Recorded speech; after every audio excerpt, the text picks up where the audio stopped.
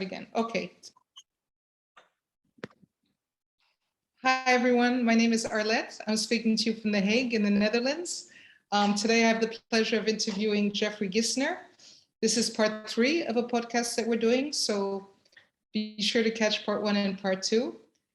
For those of you who are not familiar with his work, Jeffery created JCHR, which stands for Jewish Culture and Holocaust Remembrance. This was to honor and pay tribute to the memory of his beloved surviving parents.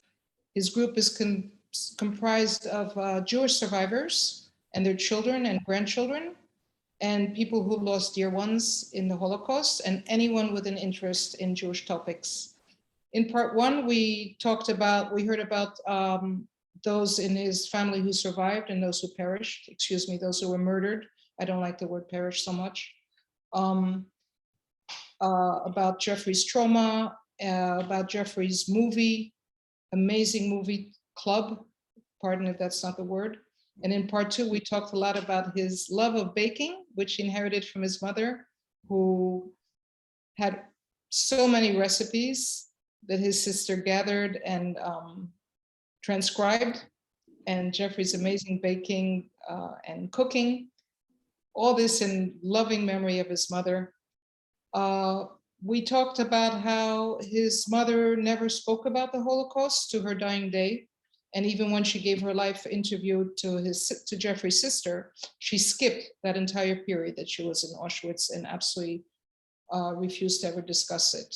So my first question for you now, Jeffrey, is personally, I have tons of regrets that I never asked my parents or my grandparents the questions. And we know that you're very lucky. Your sister recorded the whole story of your father and your mother, and your uncle gave you a lot of stories, and your mother absolutely refused to discuss anything. But given all that, I wonder if you still have regrets that you didn't ask, even after you pieced together so many pieces of the puzzle together with your sister. I know that there's urgent missing gaps. We all have that. So my question to you is, if you could ask your mother and your father and your grandparents one of those burning questions, what would you ask each of them today? Wow, that's a great question. I often have thought about that question, and I don't really have a good answer. What I think the question I would ask my parents, and I'm going to go back and answer it this way. I might come up with another thought in a minute, but I was on a program that I had created, and it was with the YIVO Institute. And the executive director of the YIVO Institute, Jonathan Brent, was lecturing the group.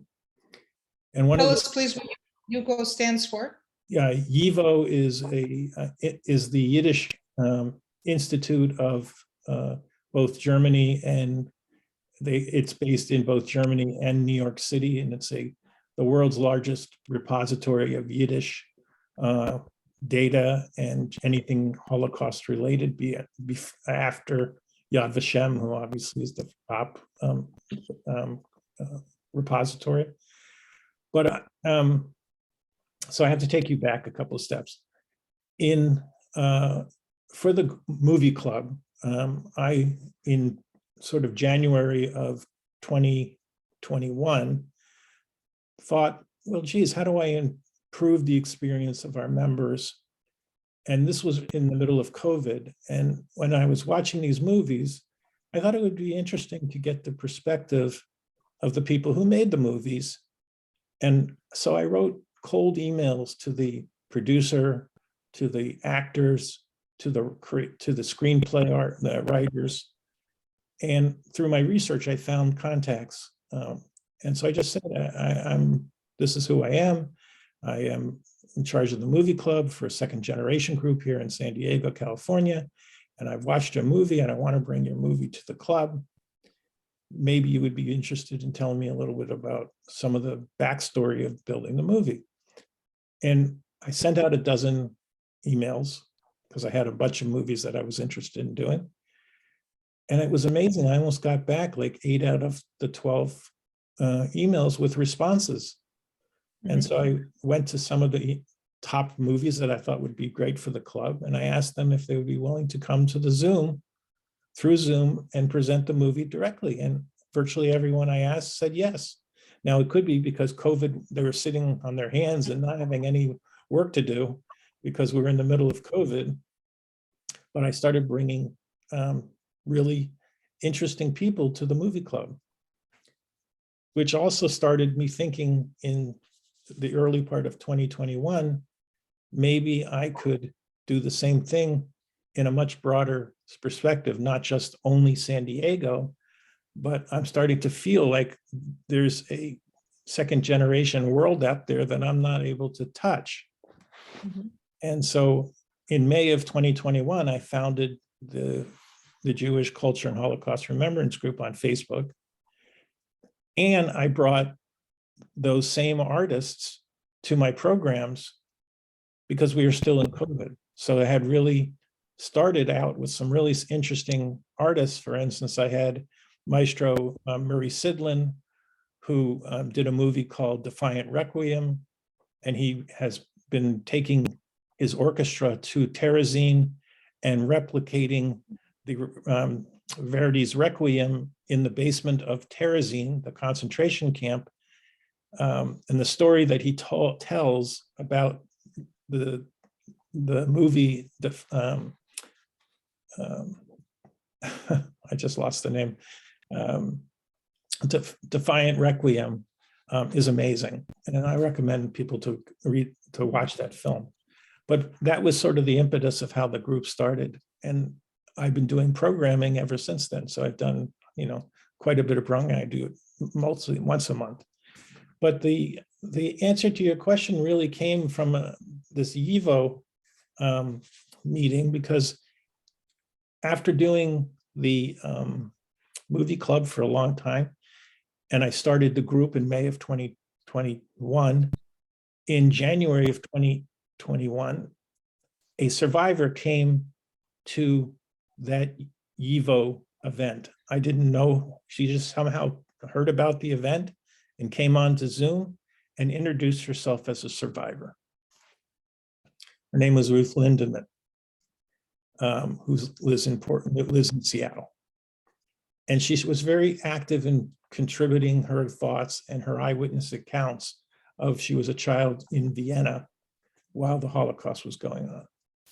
And it really stunned me to say, wow, I should really figure out if I can get more Ruth Lindemann's survivors into our program, because they really are an eyewitness to what we're talking about. So in February, I started to do a global outreach to survivors. And now our group has a connection with over 50 survivors around the world. And we see on every group, and you saw survivors in the program that you were a part of, we get about 5 to 12 survivors in every group. So during that YIVO Institute program, there were 5 survivors. And those 5 survivors asked Jonathan Brent what he thought was the reason for scaling anti-Semitism around the globe. And I know this is not a politically fun place to be, but I'm going to tell you how I feel. As Jonathan felt, he blames Donald Trump for allowing air to exist and oxygen to exist where there was always anti-Semitism, but now there's good people on both sides, to quote Donald Trump. And he blames Donald Trump for the current state of scaling anti-Semitism around the world. So to answer your question, the question I always have thought about, especially during COVID, was what would my parents be thinking of the world having to live through another pandemic, having to be isolated in their house and not able to go out, having to use a mask, and how would this relate to the Holocaust? Now, I can't ask my parents that question, but something inside of me connects me to survivors because of my parents. And so I have developed very close relationships with these survivors, even though I've never met them personally. only online. And many of the survivors keep coming back program after program. And anybody who wants to listen to those programs, they're available and they're recorded on our JCHR YouTube channel. So I took the liberty after Brent talked about where the anti-Semitism lies. And I said, and I don't know why I asked this question, it wasn't pre-planned. I asked each survivor to comp what they felt like about the current anti-Semitism problem in the world. And to the survivor, which was extremely scary, and I used those survivors as surrogates for my parents and what they're thinking, they said they were deathly afraid of what's happening with anti-Semitism in America and around the world. And they never thought that they would ever be thinking that there could be another Holocaust in their lifetime. And I went, whoa, that was another night that I didn't sleep very well. And all I kept on thinking about that, what my parents would be thinking, because they would be thinking just like those 5 survivors would be thinking. And from that point on, I started to think very differently about which programs I wanted to do. And I started to program more programs about educating on anti-Semitism and what us, who are second gens, can do to change the trajectory of anti-Semitism with what's going on. And the political atmosphere here in the United States, and I can't speak for you in The Hague and in Amsterdam, but we're having now public hearings that are going to start tomorrow about the January 6th attempted coup against the Capitol and the government, and the loss of the big lie that Trump is continuing to tell, that he lost the election, but he really won the election. Really, that's what I've been thinking. And the other segue is, during COVID, I often thought that if my mother could get through Auschwitz, what am I worried about being in COVID isolation? I pick up my phone. I have an Uber app that gets me food. I can watch Netflix and Amazon on television. I'm not hungry. In fact, I can order as much food as I want. Maybe not healthy food either, but I can eat healthy or vegan or whatever I want.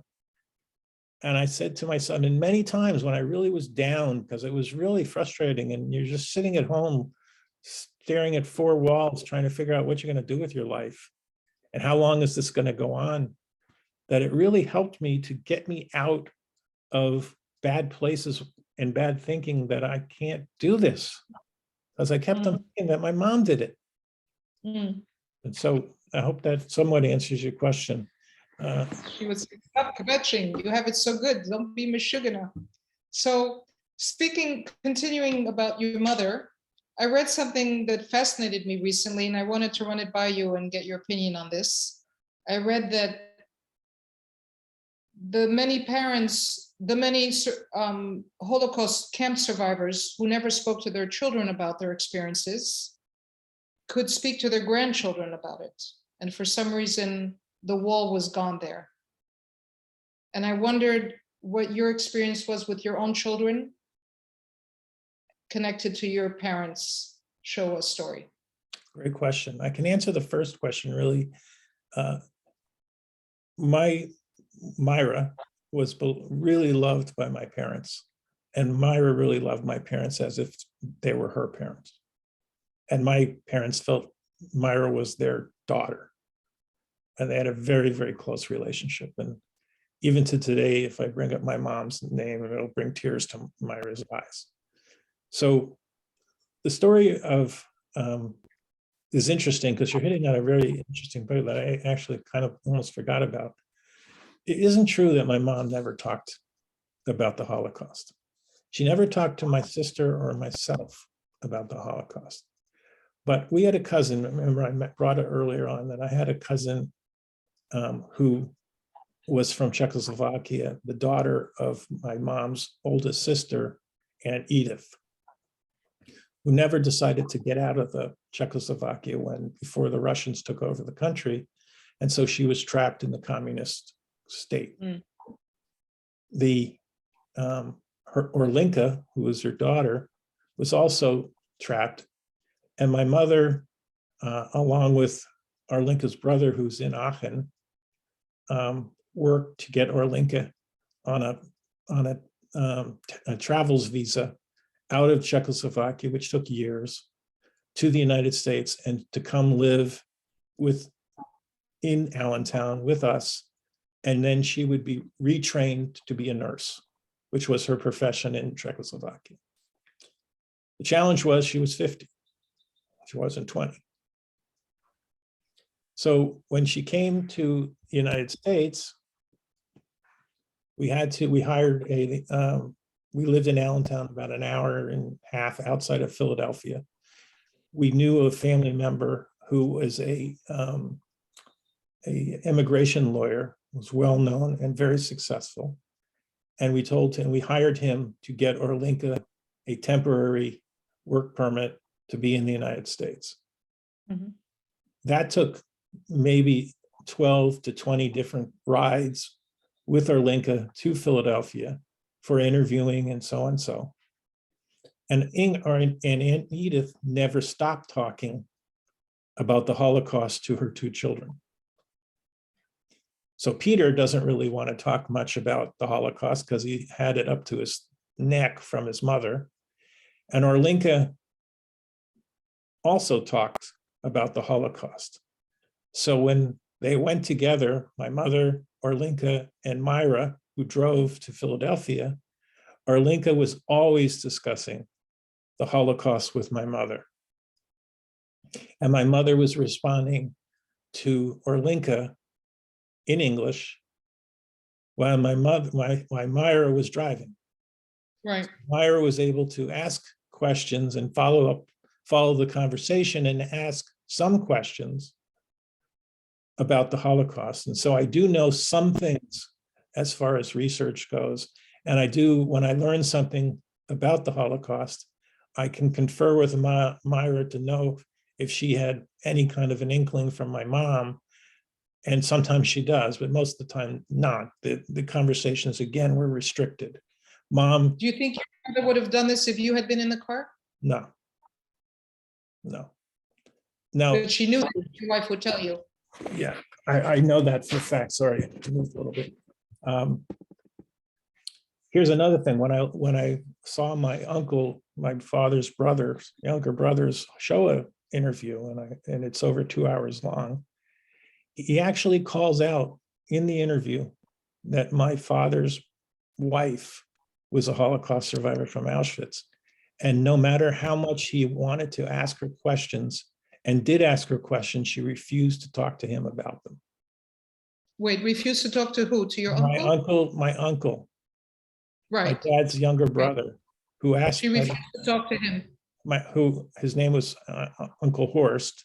Uncle Horst asked my mom about her time in Auschwitz, and in the Shoah tape, my uncle explicitly says that my mom would not talk to him about any of the experiences and answer any of the questions she had to him. Okay. So she just clammed up, just didn't want to talk about it. But there was this, and most of the discussion between my Orlinka, my cousin, and my mom going to Philadelphia was in Czech.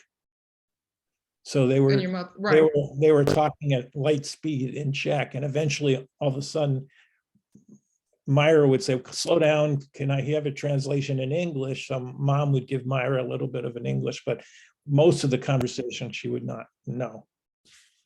Right. And did your mother or did your father speak to your children about it? My father did not speak. My son, I have one child. My son is now 32.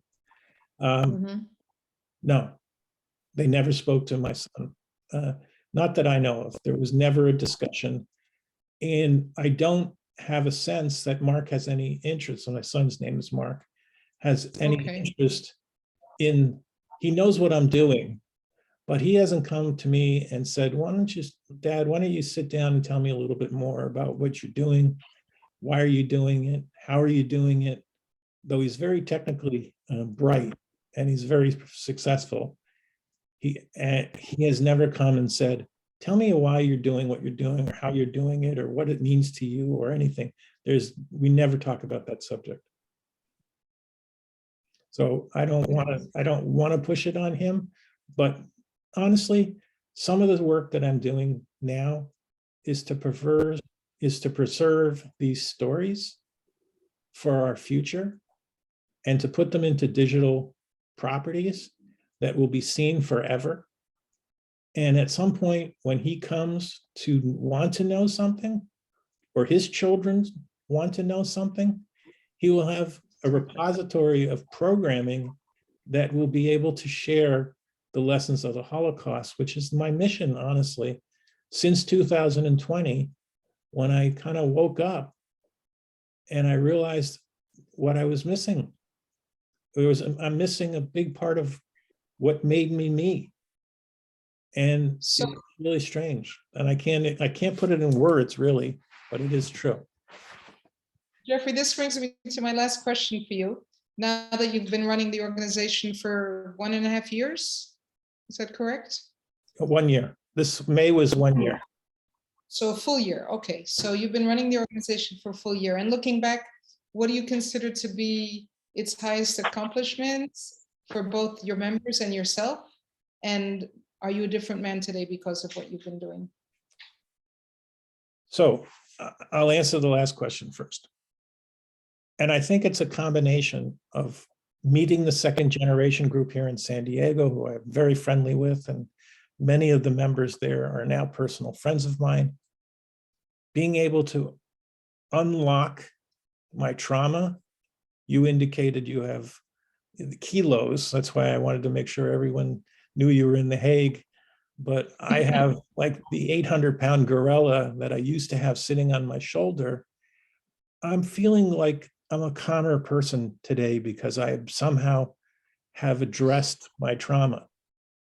You know, repressing it for all this time and kind of pushing it down and boxing it and sort of not not disabling it, but trying to stop it from being enabled was really problematic for me. And when I opened up the opportunity to learn, to watch the movies, to see what's going on in Auschwitz, to watch, hundreds of films of all different genres, has lifted weight off of my shoulder, just like it has made you calmer. And so I do feel like I'm calmer.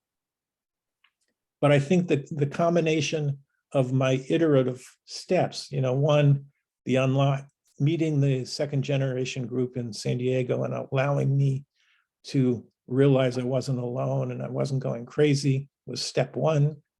Step two was, starting to write about Jewish films, which started to get me closer to my Judaism. I'm a secular Jewish person. I'm not really tied to my Judaism, though I feel very Jewish, but I don't express it by going to synagogue on a frequency basis or knowing the Torah or knowing Parshas. It's not my gig. So writing about Jewish film helped me starting to connect. That then moved into writing about Holocaust film and starting to understand. And I now can say, I fully understand now why my mom wouldn't talk. How could she talk what she went through? My mom only wanted to look to the future. She only wanted to look to the light. That's like a lot of the programs I call Into the Light, because that was what my mom said. Don't talk about it. I don't want to talk about it. I just want you to be better than us. I want you to be the best you can be, whatever you want to be. I want to deal with the future. I want to deal with hope and success. So I understand why looking at these films has been really an education for me, not like saying, oh, I wish I would have had talked to mom. I more think like, I'm glad mom didn't want to talk about it because it just brought up unbelievable trauma. One of the things that I told you early on was, I just can't imagine her seeing the smoke of her mother and her baby sister in what you see in these films, that there's like this burnt, debris going in the sky all around. And I just can't, I can understand why she didn't speak, really. And so that was the third iterative step. Then moving from the movie club to deciding to do a year's worth of research on how I could actually bring a new level of digital education to the world that maybe is not happening today. And so I did a year's worth of research on Facebook with all the admins from 100 or so Holocaust groups, just having questions for the admins. And I learned so much from each one of those admin people that I finally decided in May of 2021 to take a stab. Now, would I have thought that I would have 2,300 members today in 1 year? I thought if I ended the year with 500 members, I would be like, high-fiving myself. So something is hitting, that this is happening so quickly. And when I talk to other admins and who's had these Shoah groups for like 15 years, and they have significant numbers, but they've taken 10 or 12 years to get there, we're on a very fast track. When I realized that, how do I create digital properties using my talents of being a tech guy, not a coder, but having ideas on how to create e-commerce projects, the idea of switching on the recordings, which happened when that one survivor came and talked, and I said, oh my God, a survivor is giving us eyewitness accounts of the program. How could I not want to record that for the future? And then I started recording all the programs. In fact, that no one can go on a program unless they agree to be recorded. Mm-hmm. So, and then in March, honestly, for the audience, I sold out all of the slots for programming for 2022. So in March of 2022, I couldn't book another person for the programs. And I said, oh my God, what am I going to do? So in March, I launched the YouTube Jewish channel, the Jewish Culture and Holocaust Remembrance channel. And then the recordings started to get a lot of views, hundreds of views, which I said, whoa, that's interesting. So I went back to my friend in Brazil and I said, well, this is my challenge. I'm out of programming slots. What do I do? And he said, I should interview. You're really good at interviewing. And I said, well, what do you mean interview? She said, just record interviews. I said, well, what do I do with the interviews? He said, well, let me think about it. And about a week later, he came back to a podcast. And so in July 11th, I'm launching the Obligations of Memory podcast, which is what you're participating in. And I got a promise from Arlette that she's going to allow me to interview her, just like she's interviewing me. But what Arlette didn't know before all this started is that Arlette is helping me write my digital book. So this podcast is part of the chapters of my book, which will go into editing, obviously, but there'll be many more of these interviews because I have many more chapters of my book to write.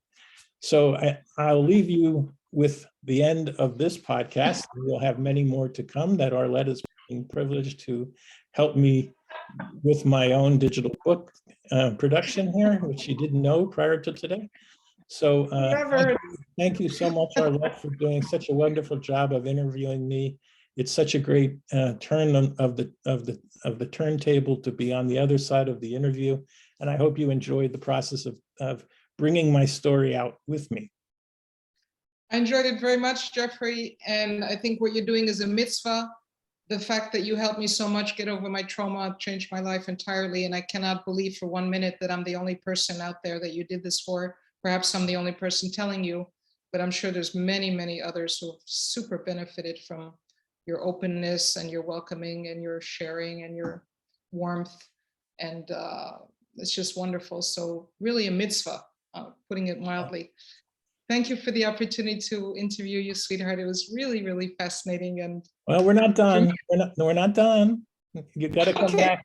We got to come back. So this is only part 3 of X number of chapters. So we'll continue. Thanks so much. And you're part of the Obligation of Memory podcast for the Jewish Culture and Holocaust Remembrance. Our podcast launch is July 11th. So I hope you come back. These podcasts will be on Spotify, Apple, Google, and YouTube, along with many other podcast networks. So we're looking for a whole new audience to bring Holocaust, the lessons of the Holocaust, the challenges of combating anti-Semitism to a younger technical audience. So thank you very much, Arlette, and thank you, audience, for listening. Bye now. Shalom.